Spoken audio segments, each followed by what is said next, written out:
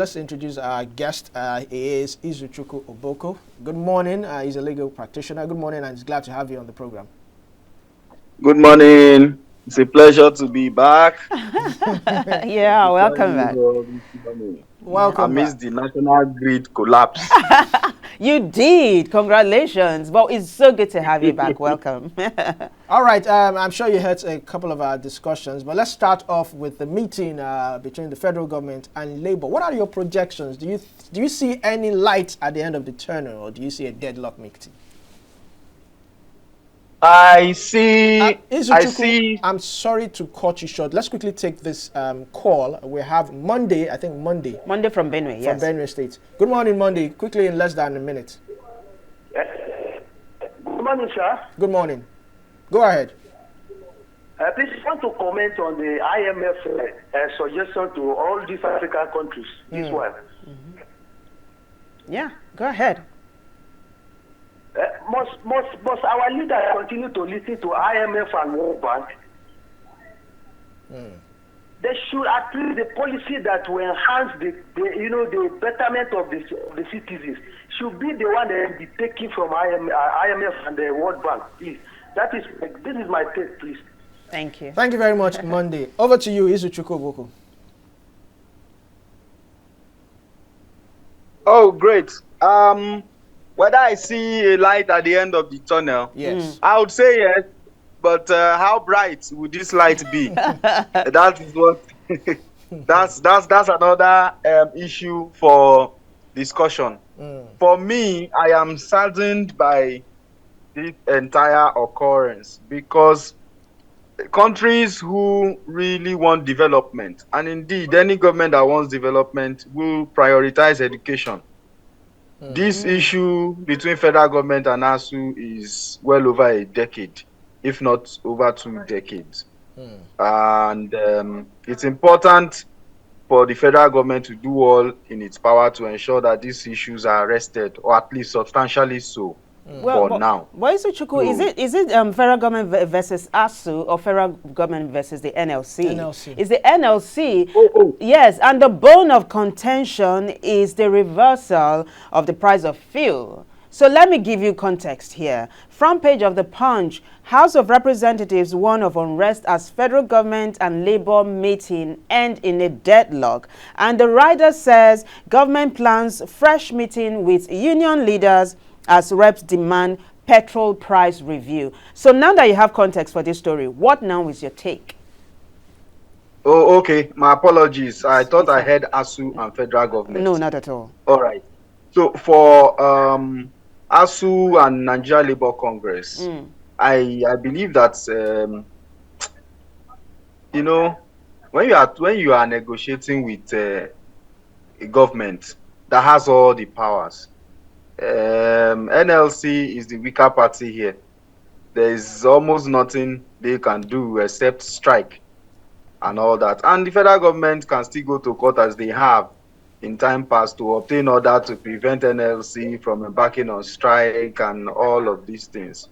I think that the government should, if they are not willing to yield to NLC's demands, then look at what aspect of the economy can we begin to touch to ensure that the economic situation is the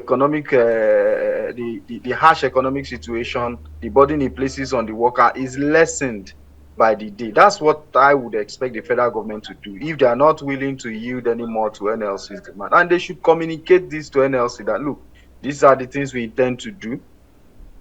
And they should also indicate milestones, even involve NLC in it, because NLC is already part of the government. We're talking about the civil service, one of the most critical components of government. Involve them in the process. Let them see what you are doing. For me, that will be it, because the 70,000 naira new minimum wage, even before now, is no longer taking people home. Maybe it takes them halfway, and they find their way to the rest. They find their way to their houses. It no longer takes them home. But let me ask you this question. Do you foresee the possibility of a reversal of the fuel price? I doubt. I doubt the federal government will want to go back on it. But you see, that is the irony of it all. Dangote refinery has started operation. It's expected that one or two more will join. Now, I don't understand why what we now produce in Nigeria will not even be more expensive than the one that is imported. NNPC has a lot of explaining to do to us. The whole thing is now shrouded in so much secrecy that they say subsidy has been removed. I don't know how long it takes to actually remove this subsidy. A lot of explanation, to this thing, so much so that a lot of people have even lost interest. They just find a way to adjust. But I think that the government should be very, very careful how they treat this issue. Now, 2027 may be far. Young people all over the world have been seen to rise up and take back their nation. The increase of petrol price in this manner is very provocative to the youth. The federal government should be very, very careful not to drive the youths that are already disgruntled or unhappy to a point where they will begin to shut down major cities across the federation. That will not augur well for anybody, including even the youths themselves. All right, Izuchukwu, further, I'd like to ask you this question now. From looking at one of the papers, I'm talking about the Vanguard newspaper, it says here that the federal government and Labour agree on how to crash transport fares and food prices. Now, you said that you don't see any possibility of a reversal in the fuel price. So do you think it is possible for the federal government and Labour to be able to crash transport fares and food prices if fuel, one of the major factors influencing these prices, cannot be reversed, the price of it? Well, it is possible. We've seen them do it before, at least in Lagos State, for those who ply routes that the BRT vehicles take. But the point is, if transport fare is reduced, what happens to other citizens of Nigeria who don't take public transport? Is this really all inclusive? That is the point, because it's just like a half measure. And if food prices are reduced, for how long? You see, it's one of the, I'm sorry to say, it's one of the half measures that APC government takes. You see, they don't, instead of giving a robust and comprehensive solution to issues, they tend to adopt half measures. So what it then means is that only it's not even everybody that is a member of the NLC that will benefit from it. And let's say you even now have dedicated markets. You know the way government-sponsored things can be. You may be there on queue we've seen Nigerian customs try to sell a bag of rice.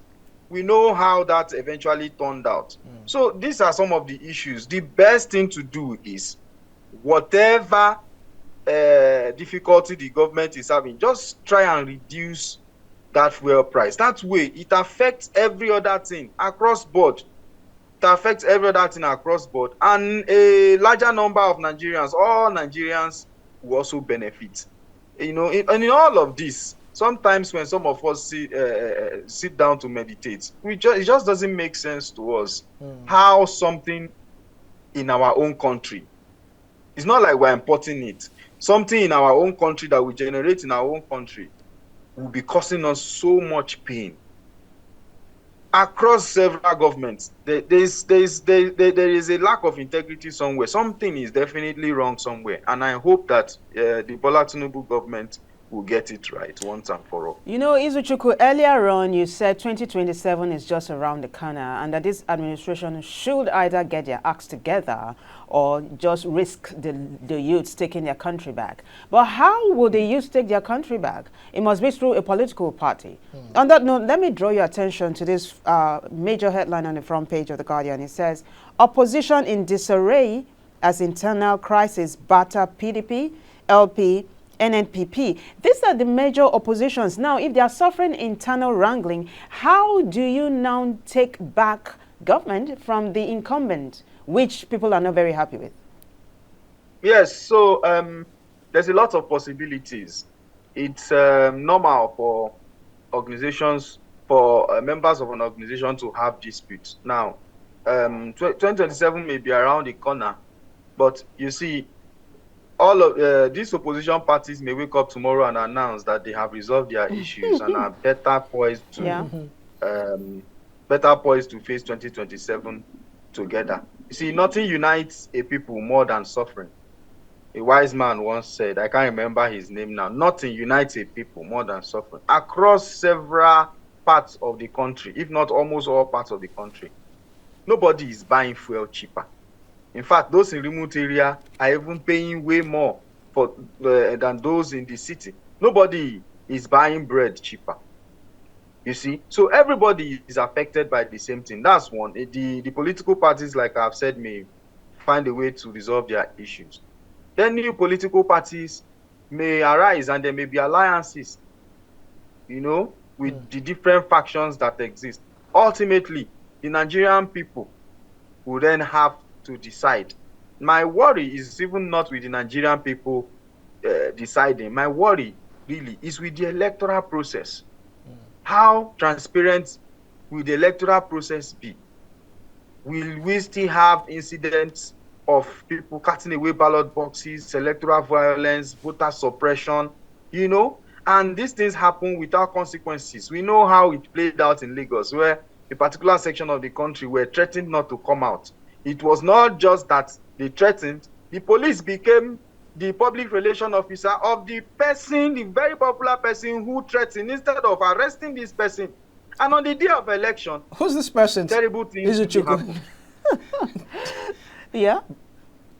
Who's this person you are referring to, Izuchukwu, if I might ask? It's in the news now. Who doesn't know that MC Oluomo threatened the Igbos during the last election? It's obvious. It's in the news. And then the commissioner of police, then I hope I'm correct on this one now, or maybe the PRO for Lagos command of the Nigerian police, came out to explain what MC Oluomo meant. Yes. As if we don't understand simple English and Yoruba that were used in the language. Was there violence during that election? Yes, there was violence. In fact, what happened in Lagos, some have said, and I want to agree with them, is a far cry from what an election all right, Izuchukwu, so that's my greatest worry. If I may come in, we have less than a minute to go. So I want us to quickly brush through this impeachment rumor against the Senate President. That's Godswill Akpabio, even as we await President Tinubu's return and Shettima jets out to Sweden. So we don't have a commander-in-chief, a vice president, and even the third man, there's a rumor that he's about to be impeached. Do you think this rumor will fly? Do you even think it will come into fruition? Well, it is a rumor. Maybe we should leave it. Leave it that way. Maybe we should leave it as a rumor. But really, if the Senate President, if the senators think that the Senate President should be impeached, why not? The law allows for it. Why not? It should be. All right. Izuchukwu, we need to wrap up, but thank you so much. You've been brilliant on the show. And the quote you were talking about earlier on, by the way, was by Francine Rivers. And Francine says, nothing brings people closer together than shared suffering. Thank you so much for your time today, Izuchukwu. We appreciate it. Yes, thank you.